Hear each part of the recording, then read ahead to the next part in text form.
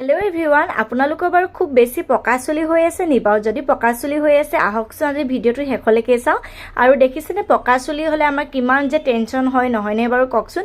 আৰু এই পকা চুলিখিনি কেনেকৈ কালাৰ কৰা হ'ব, কোনটো কালাৰ কৰা হ'ব আপোনালোকক দেখুওৱা হ'ব।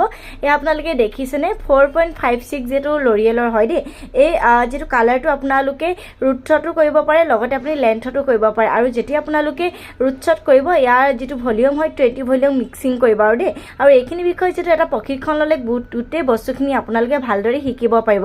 মই যেটো প্ৰথমতে ক্ৰীমখিনি উলিয়াই লৈছো, তাৰ পিছত ডেভেলপাৰটো মিক্সিং কৰিছো আৰু মিক্সিংটো আপোনালোকে ভালদৰে কৰিব যাতে গোটেই ক্ৰীমখিনি যাতে মিক্স হয়।